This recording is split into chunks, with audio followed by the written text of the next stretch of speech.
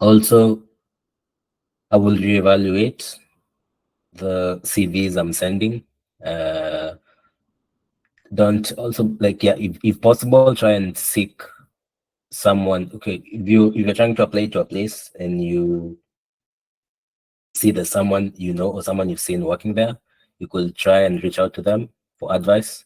They might offer you some insights that maybe you were missing before. That helps.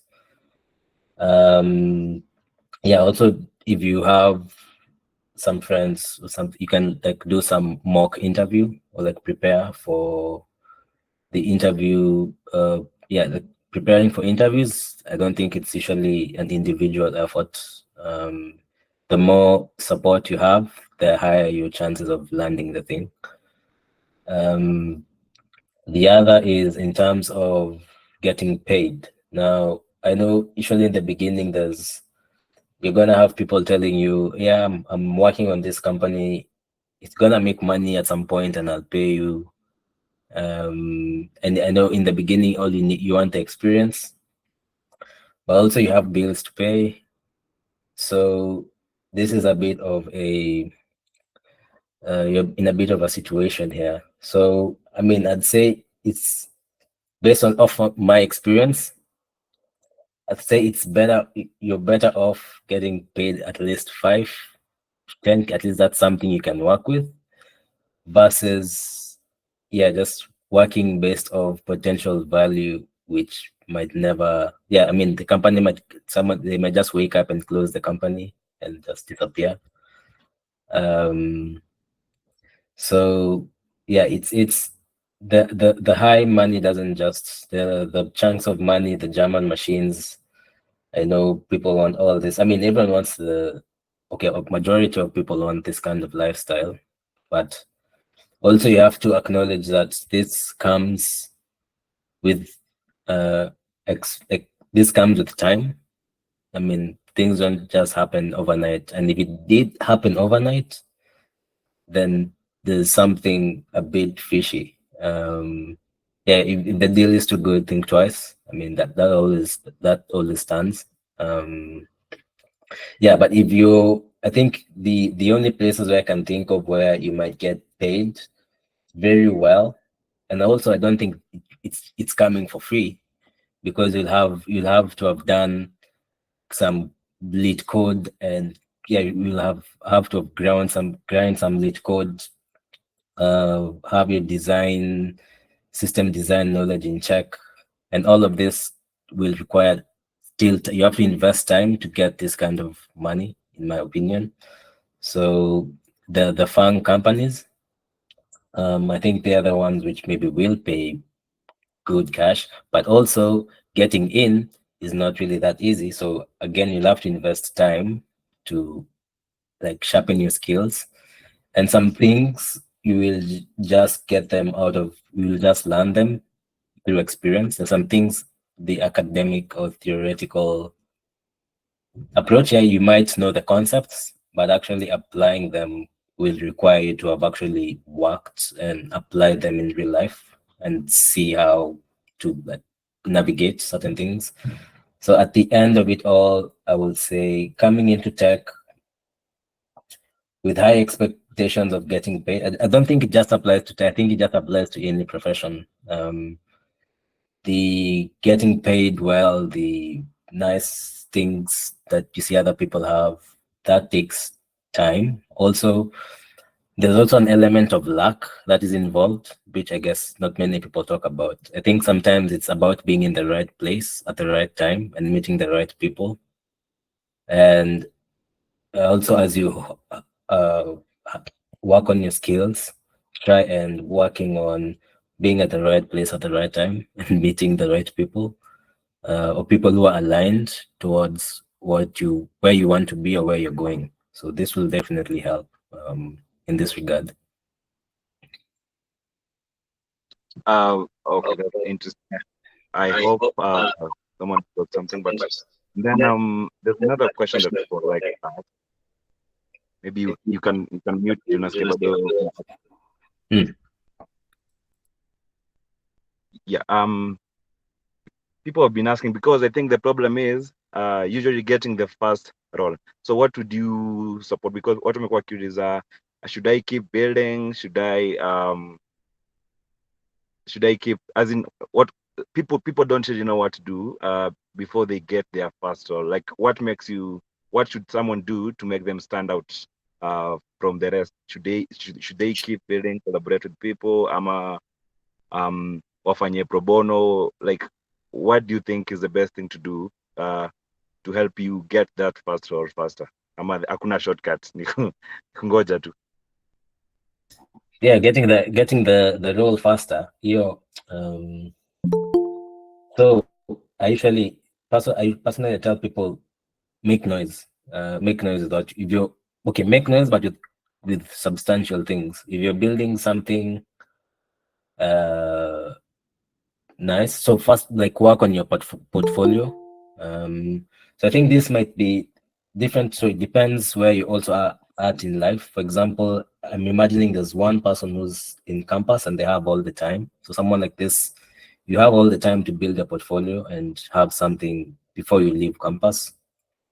Then there's maybe someone who's maybe in already in a different career and they're switching to tech. So I guess this one is a bit, you'll have to dedicate more. Yeah, you'll have like you're looking for the time to do all this. Probably you have to sacrifice weekends. I think everything comes with some sacrifice. So you'll have to really like build something and make noise. Like I mean, don't just build a hello world and make noise. I mean, it's fine. You should show people that you're learning, but you can't be stuck on. You can't just be doing hello worlds for months. Like there needs to be like be able to showcase some progress, like from a hello world to something that is connecting to servers in the end. So when you're building things and you feel like you're hitting milestones, try and be loud about it. Try and go to this tech, if it's like tech events, and talk about what you're doing or building. Actually, say talk about what you're building, like you're building the next Facebook. And this way, I mean, as much as you're building the skills, you also have to build the skill of being able to sell yourself, sell your skills rather, not sell yourself, sell your skills. And if you're able to convince other people of how good your skill is, the opportunities will always just somehow present themselves. Oh wow, that's interesting. Um, if you're joining the meet, we are hosting David Odari, the software engineer and an Android GD based in Germany. So if you are in the meet and you have any questions, you can feel free to press them in the message section. Odari unaweza mute tena. Okay. The echo. Yeah, so I was saying if you're joining the meet, feel free to paste your questions. If you have any questions to David, we are going to dedicate a few minutes for Q&A. So if you have any question, feel free to paste it in the message area. Yeah. David, I think to the next session, maybe there's a time ulisema you are kulikuwa na hizo layoffs and I think it affected you. I remember you tweeting some time back, ukasema unemployment slowly coming to an end after talking to 20 plus companies through 30 plus calls the last 2 months to landing 4 offers and finding a perfect fit. So maybe would like to hear about that side, the unemployment bit. Yes. How was it? How did you manage Sure. through that? Yeah, and how did you manage to get 20 plus companies to talk to and like 4 offers here? So I think most people would like to hear that bit. So you can tell us about the ride. Yeah, the unemployment. Yeah, I think I remember the day my team was laid off. We actually were supposed to have a team event that day, and I remember I was on the train going to Berlin, and yeah, I just lost access to stuff, and I think I just shut down my laptop and slept the whole journey. Yeah, then I remember I found the guy who was supposed to organize, because the guy was organizing was also laid off. And yeah, I think it was like 10 to like 10 a.m. or 11 a.m. He already had like a beer in his hand. Like, well, looks like the weekend starts early. Yeah, I think that was hilarious. Yeah, it was like, I mean, it was hilarious but sad kind of, because yeah, the company also had to like shut down two offices, I think, Austria and France. So yeah, so we've been laid off. Some people are even drinking at 10 a.m. So you start to ask yourself, what next? You're in a foreign country and you need to figure out your next thing. So I think in terms of, so there's the looking for the jobs, and then there's the sorting out you've lost. So your job in Germany, they have this. So when you lose, okay, if you're working for a company and let's say, for example, they let go of people, you get paid for like, you get your salary for the next 3 months plus severance payment on top of this. Then there's the German, what are they called? Work, work ministry or work something. If you haven't found a job at a certain point, they'll pay you your previous salary, but at like 70-80% until you land on something. But that's if you've lived in Germany for like more than, I think it's 1 year. So I mean, on that end, I think things are kind of sorted financially. So then comes in the question of looking for the next job.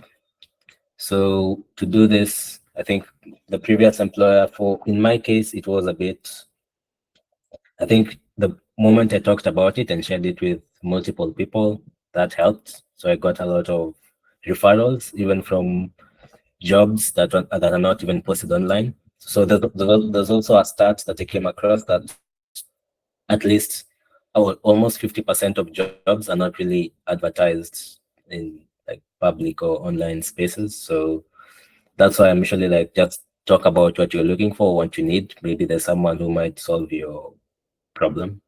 So I got some referrals for some jobs, and I had this spreadsheet that I was keeping track of the jobs I'm getting, which stage I'm at, and yeah. So also, I think this way, the more interviews you do, the more you know what you're kind of looking for, or like your questions keep on refining with each interview stage. Yeah, I did that. There's LinkedIn. I mean, yeah, I've had people in Kenya tell me LinkedIn doesn't really work, but I think from this part of the world, I'd say LinkedIn works very well. So I think it depends. Yeah, because I also had sometimes people don't put their real location just to get jobs. Sometimes it works, sometimes it doesn't. Um, so yeah, I did that, shared with people, LinkedIn. What else? What else did I do to get the? Yeah, I went to some conferences. I think the fact that I also talked about it, someone gave me like a ticket to I think GeorgeCon, just to go and check out the people who are hiring in the booth. Um, so just for the fact of just mentioning it to a lot of people, I was just being given a lot of leads from different people. I got many invites to interviews, which was at some point I was getting very exhausted. But I think this is where also things like AI really help to automate certain things. Like keeping track of my calendar, writing the emails, staying in touch with recruiters. Um, yeah, so I also use a lot of ChatGPT this phase, and GitHub, the Copilot I use Copilot a lot for tests, the task assignments. Um, So yeah, I think AI is what made it possible for me to be able to do all these interviews in a very short period of time, like in terms of productivity. Um, let me think. What else would have been? What else about this interview process was stood out? Yeah, so I think also knowing what you're looking for in the next job really helps.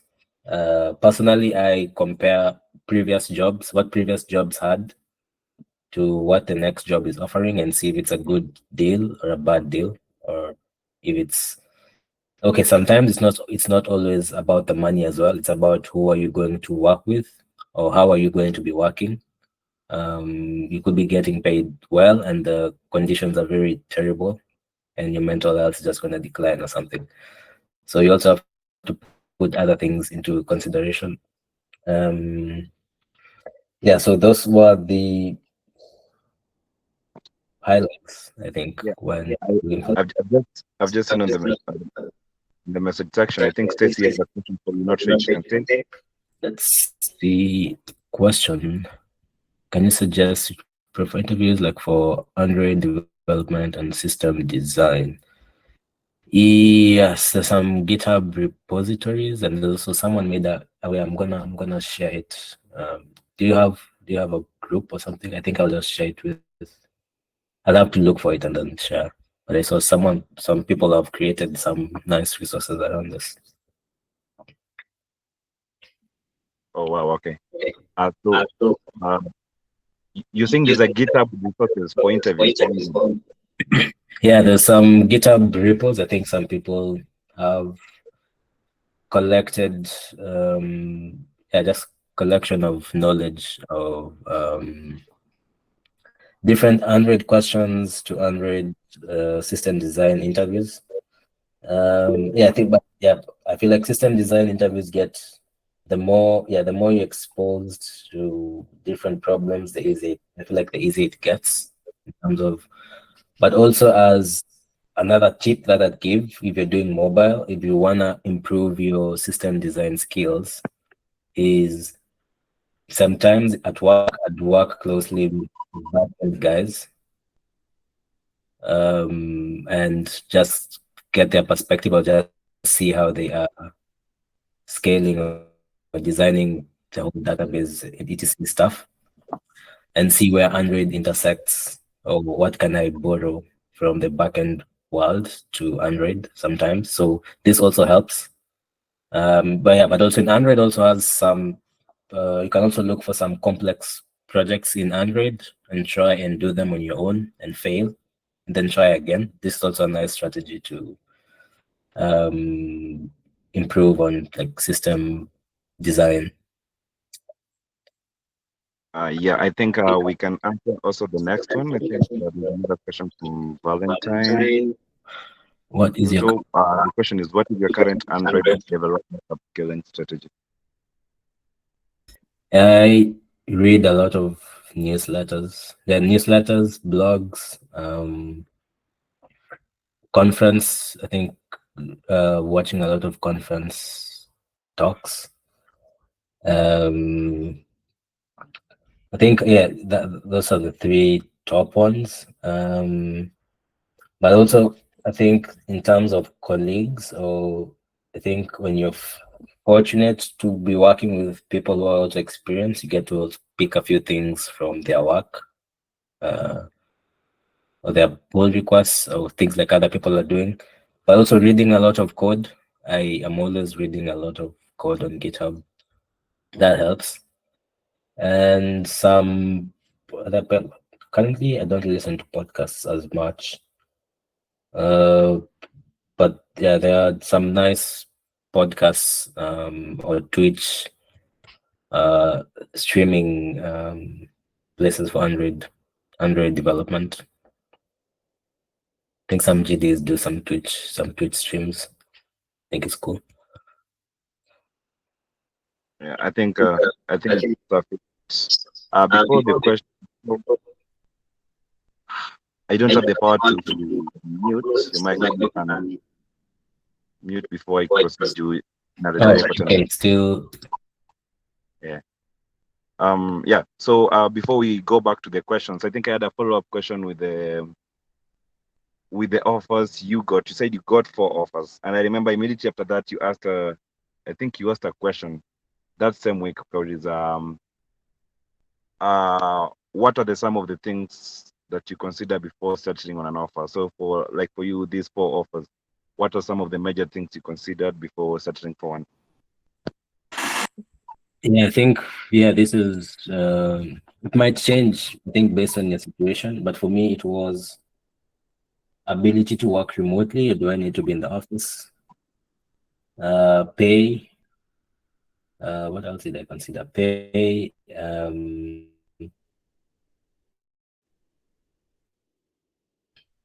What kind of challenges I'll be exposed to?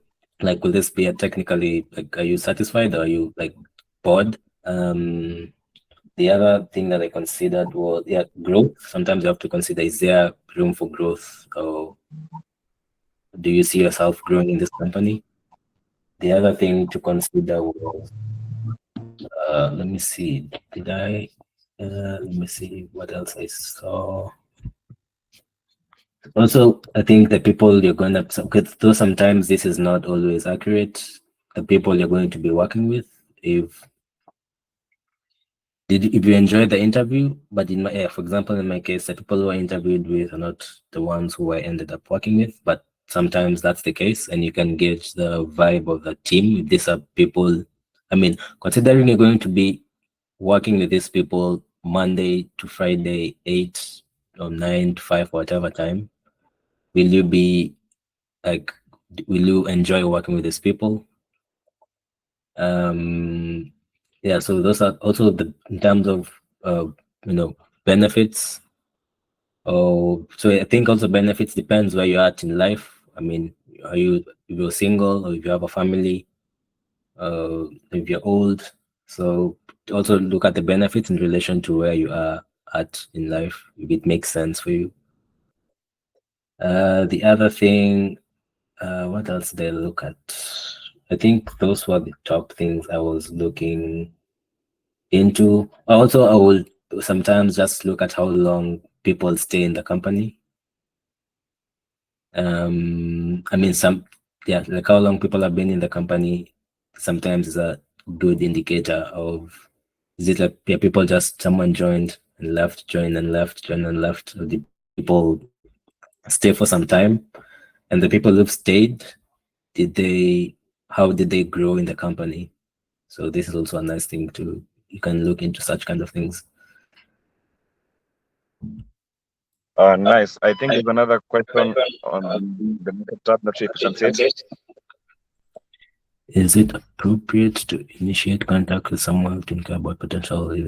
Yeah, I mean, yeah, I think it's fine. I've had a lot of people reach out to me personally, LinkedIn, IG, just asking about opportunities. I mean, it's not a bad thing. I mean, you have to, yeah, the opportunities won't just present themselves. You just have to go out and grab them. So yeah, I don't think there's a problem. I don't think there's a problem with that. I don't think there's a problem with that. Okay. Awesome. Maybe to the next big. There's a question I had in mind. I think I said with you earlier. If we were to start all over again, the tech journey, how do you script it? How do you want to do it in a perfect way? Maybe there's someone in this midst that they're starting their journey, and they would like to know maybe some of the things, maybe some of the mistakes you did, they want to avoid such, some of the things they can do better. So if you were to script your journey again from scratch, how do you script it? From scratch. Um, I don't know what would I really change. It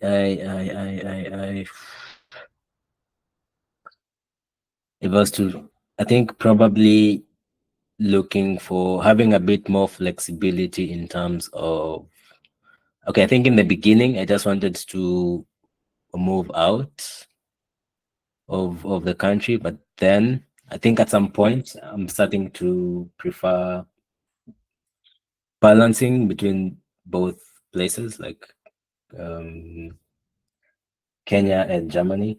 So if I was to start from the beginning, I still stick to Android. I still stick to what will I really change? I don't think there's much that will change. Just that if I was able to find the perfect balance between um, dual life between two countries, I think that is my biggest I'd say challenge right now. Yeah, how to find the perfect balance between the two places. Awesome. I can see there are two more questions on the message tab. Maybe you can answer them because we're in that Q&A section of the interview, so you can answer maybe the questions as we go by.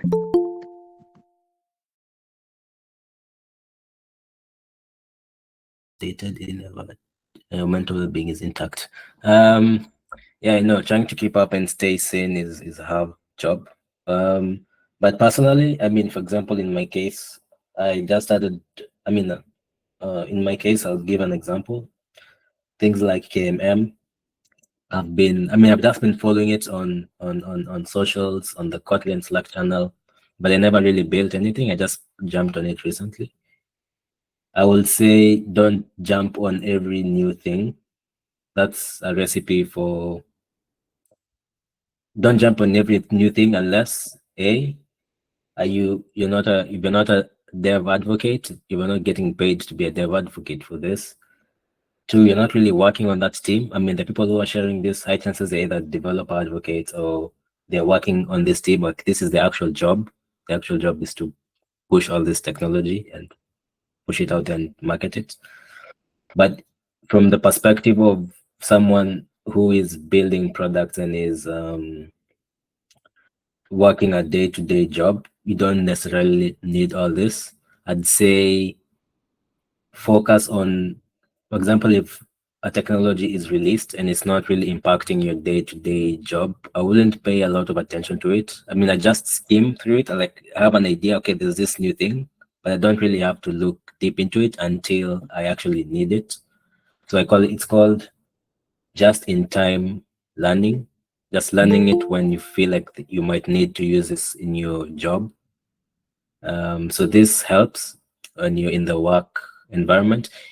But of course, usually, yeah, people, I think all the places I've worked, at some point, people feel like um, I don't learn the same way that I used to because you're busy trying to build something at the same time there's new things being released. So yeah, there'll always be this.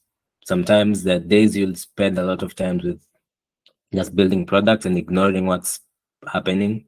And then there are times when you focus on the catch up on the new stuff, then switch back to your usual work routine. So we are just you don't have to jump on things immediately. I think give them some time. Yeah. Next question was perception on AI on mobile dev. Yeah, I think perception on AI. Yeah, I think as far as mobile development goes, I mean, I use Copilot a lot. I've used AI for Play Store descriptions. I've used ChatGPT for Play Store descriptions. I've used ChatGPT to refine my thoughts as far as creating documentation is concerned. I've used it for, I wouldn't, what else did I use it for? I mean, at my job, we used it to, like some flows are built with AI, like for example, FAQ kind of sections or help. So a bot can kind of running on AI can kind of help with all such kind of flaws. So yeah, there's a lot of things you can potentially do with AI. I think there's the Gemini SDK. I haven't used it yet, but I think it's something you can look into if you're doing Android and see what you can build with AI. For example, in my case, I was thinking of building because I usually take a lot of pictures and I'd love if something will generate like content descriptions for my images every time I post them. So this is also a nice use case for this. So yeah, there's a lot you can do. You just have to look for the points in your development process where AI can come in and enhance your productivity. And the other question is, are you required to learn German? No, no. In my case, no. For tech jobs, usually you're fine with English most times, but I'd say learning German makes your life very easy, smooth, sweet, socially, and in terms of financial opportunities. And how did you get your first job in Android abroad? Was it a referral? No, it was not. It came from, I applied from Stack Overflow jobs. And yeah, just landed the interview. What's your salary or general salary in Germany for Android? So this one also depends with company. So it depends with company, the industry they're in, and the role you're applying, the level of the role you're applying for. So some companies will pay you as low as 45K per year. Some companies will go all the way up to 100 and something K per year. So it's very hard to have like a specific number in mind given the range that I've seen or experienced. So it's yeah, but hmm, hmm, hmm. I'd say I think another trick that I used. So I'm just going back when I had no clue about anything. When another trick I used was going on, was it Glassdoor or which one? One of them usually has like this average salary, and I'd add on like almost 10 to 20K on top of what this is in euros, on top of what they mentioned. This way, you also have, in case you've overshot, or in case they were just like, okay, because I feel like sometimes the company might just put a lower one and hope people ask for quotes less. But in case so this just covers that scenario. And if you did actually shoot a bit high, some companies will try and negotiate. So yeah, there's always a bit of negotiation, even if you overshot it, either way. So I'd try and go with this approach. So how do you ensure work-life balance, burnout from people, and just focus on doing the job? How can I move away from people, pressure, circle? I didn't 100% get it, but in terms of work-life balance and burnout, I think from work-life balance, I mean, there's some people who have worked with that they really liked how they like they'd clock in at 9, and by around 4 or 5, they are gone. Like if I'm gone, I'm gone. You won't find me. Um, so I think that's kind of setting strict boundaries. Um, that's the only way you can manage a work-life balance. But then there are days when you're definitely going to work more than yeah, the days that you're definitely going to work more than you would normally would. It's fine if this happens once in a while, but if this happens like every other day, then there's a problem. Um, Lack of, are you feeling the general lack of, yeah, I didn't get the, and how can I move away from a people pleasure circle and just focus on doing the job bit? So I'll jump to the next. Are you feeling the general lack of hundreds of the jobs at the moment? I would say they have reduced, but they're still there. Um, yeah, I would say they have kind of reduced, but they're still there. Uh, what else? Layoffs. Let does it take? And it takes a while before you get it. you're laid off and it takes a while before you get another one. I think if you're laid off, the best thing to do is also upskill. Use the time to, I don't know, even try building the different technology. Just add something to your skills. I think this is the best time to learn and add stuff on top of what you already know. Talk about switching from Android to iOS to the previous count during appraisals. So currently I'm switching.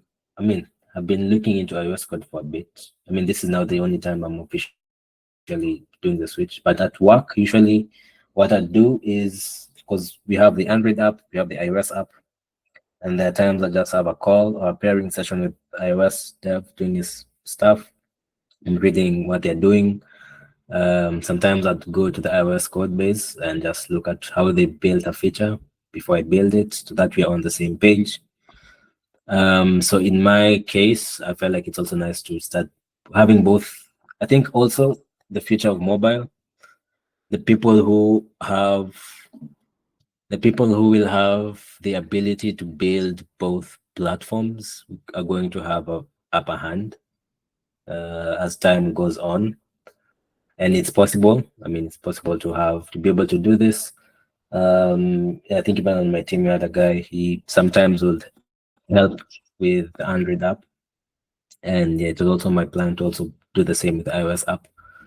So that in terms of also negotiating pay, this also puts you a step ahead. Also, I've been noticing some jobs. I had an interview where I think two of my interviews were KMM apps. One was even a bank.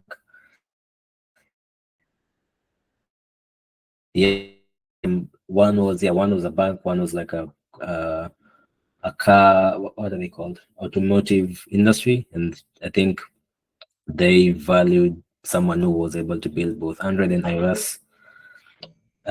So it definitely does help. Which ones are there? Share. Oh, what exactly? I think they're asking about the new technologies that you can upskill with when Okay. when you Okay. build it. Technologies to upskill with. I'd say if you can, as far as mobile goes, I'd say if you can jump on. I mean, I'm biased, but I'll say things to do with cross-platform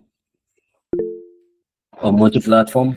And as far as AI goes, I wouldn't ignore adding a bit of AI skills or machine learning skills to my portfolio, even if it's just basics, just to understand what is happening behind the scenes. Don't make it feel like it's magic to you.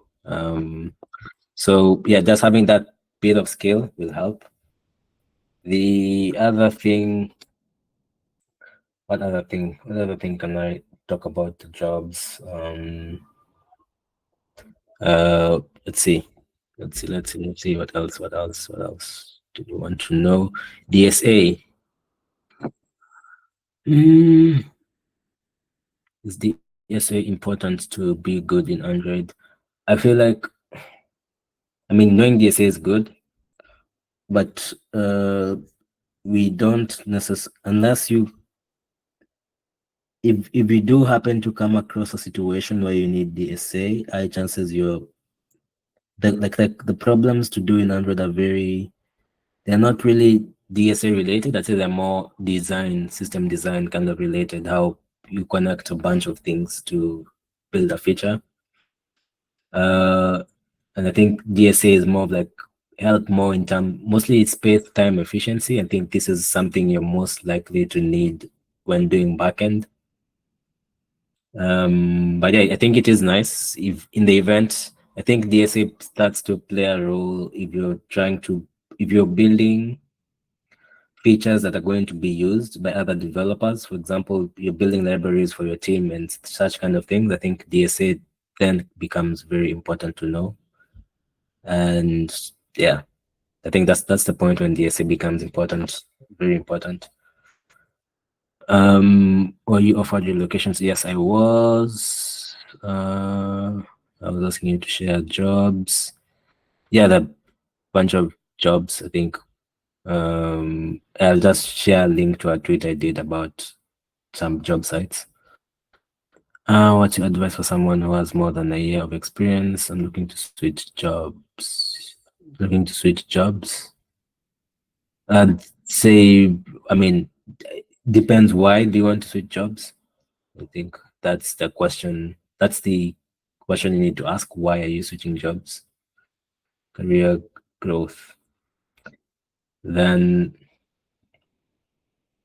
yeah, I think especially right now, before you switch jobs, I'd ask myself if what I'm looking for is not possible to find in the current company. If it's a raise, I'd say ask for it. If they say no, then I guess then that means then you're not getting it. Maybe you have to look for it somewhere else.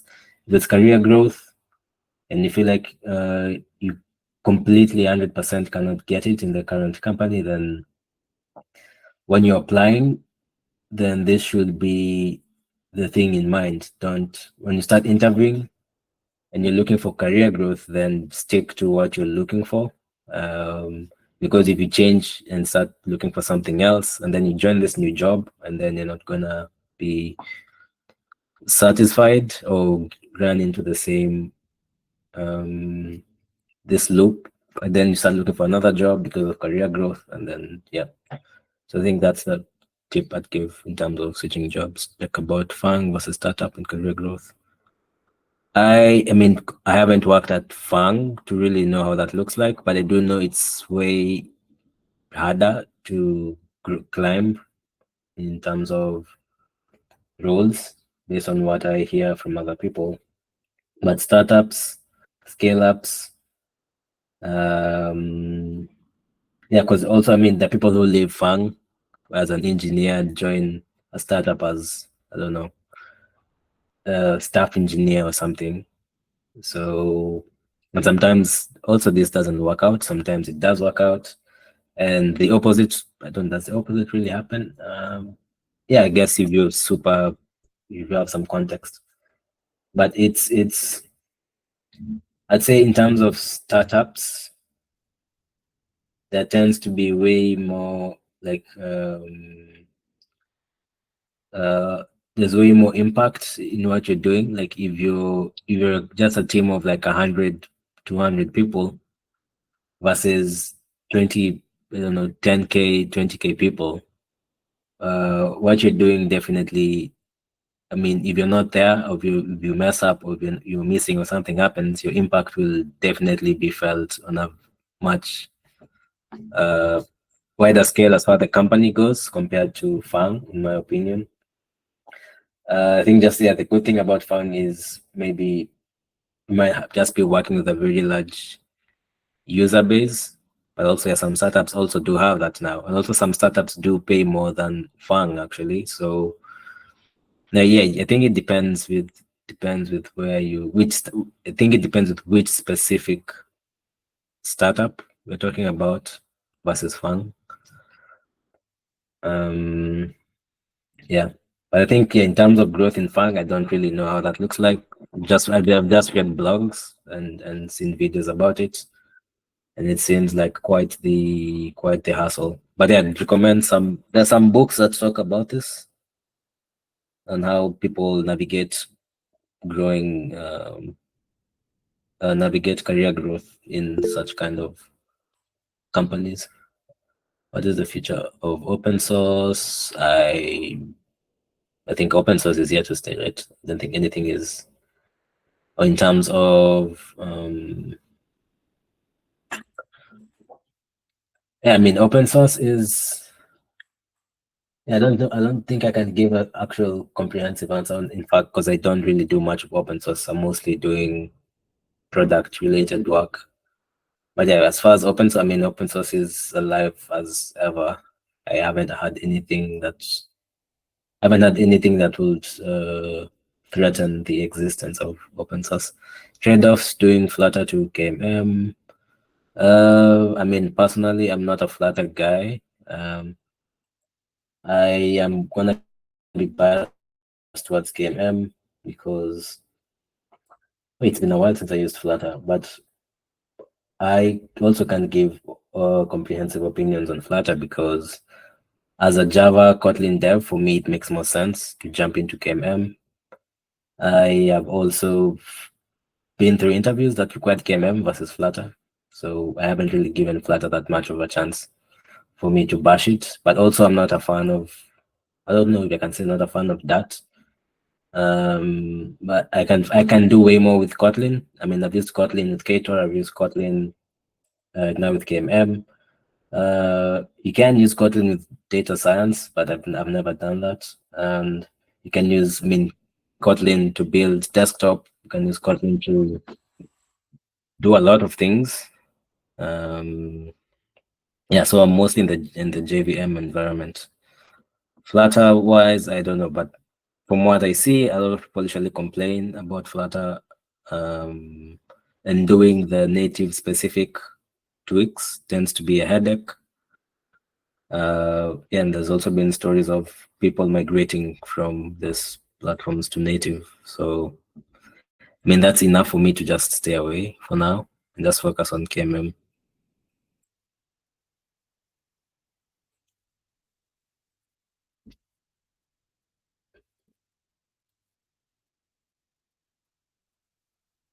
For people who want to do both backend and Android, I'd say go for it. I mean, I think backend is a very nice way to build the DSS skills, and the design things like throttling and load balancing and doing all this server related things.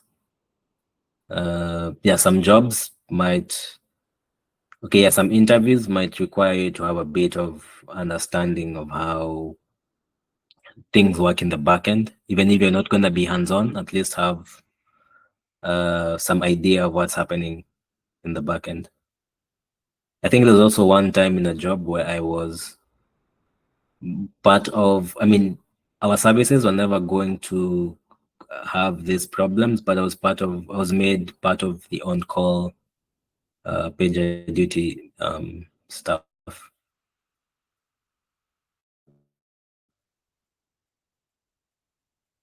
So yeah, I think it's a nice skill to have. So, Okay, I think that's sufficient.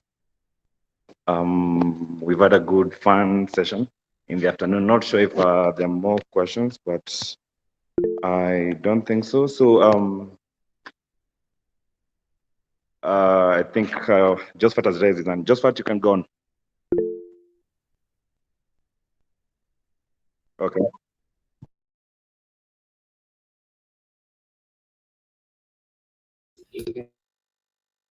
yeah, I think it depends. I think it depends with availability. But I'm always open to help whenever I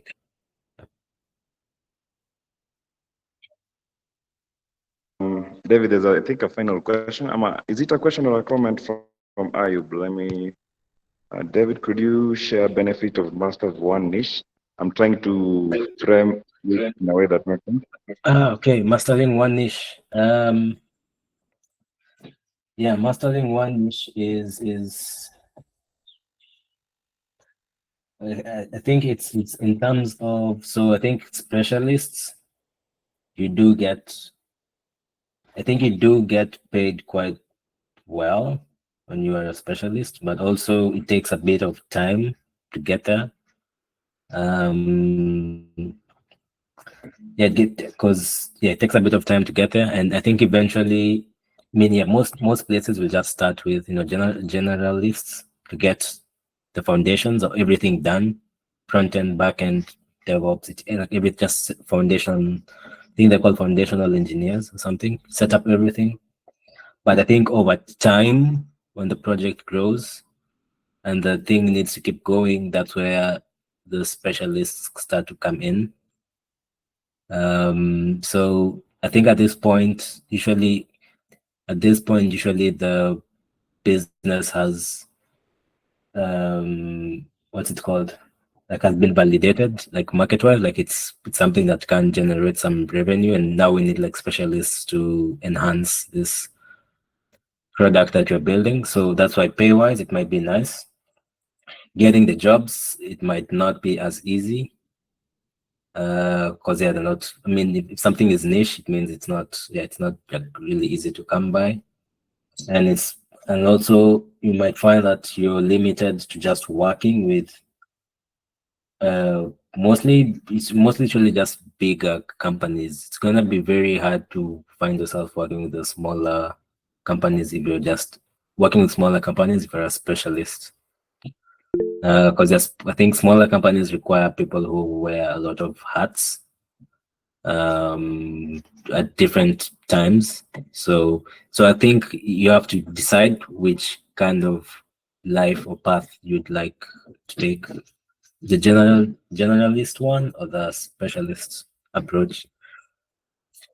Uh, yeah, Android is niche. I mean, yeah, if you decide to, yeah, Android is niche. iOS is its own niche. But then, yeah, if you want to um, broaden your scope or what you can do, you can just look at it, all of it as mobile, like Android, iOS.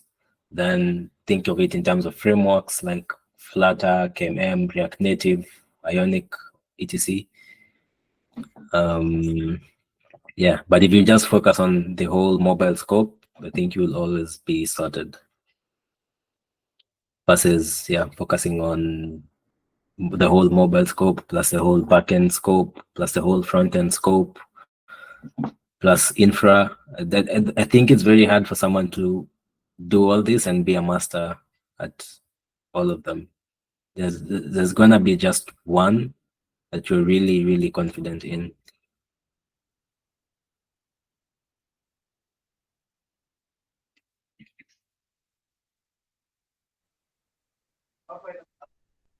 Yep.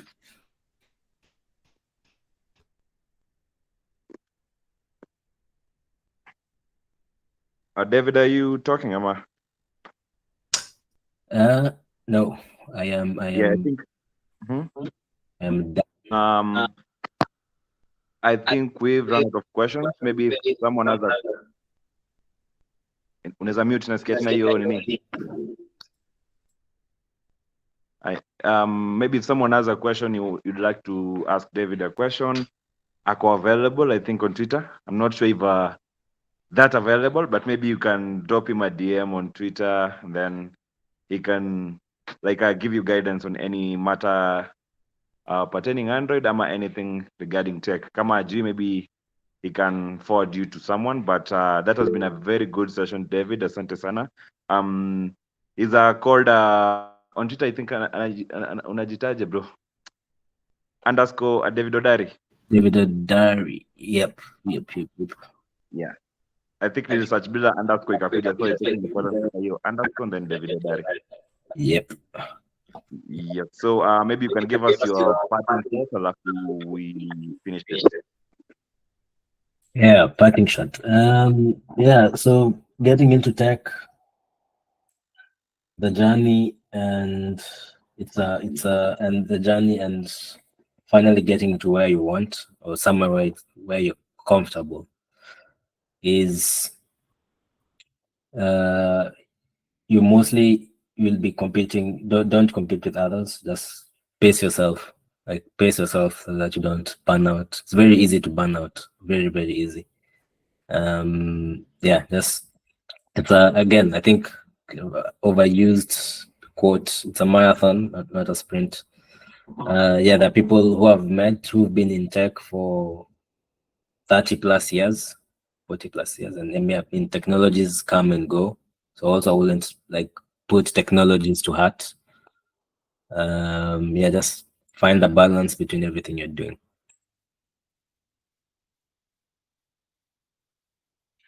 Yeah, I think in the Sunday, what's it called?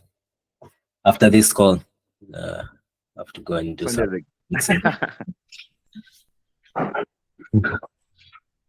So Jose, thank you. We appreciate a lot for having you. I think we'll be engaging you more in our future sessions. Thanks as well to everyone who has joined. We have a group, we usually post our meetings. We have sessions twice a week. On Tuesdays, we have like on Thursdays, we have technical sessions. Then on Sundays, we have something a little bit fun, like the one we've had today. So feel free to always join in. We're always sharing the links on Twitter. So thank you so much for joining. Yeah, see you next time. Asanteni sana.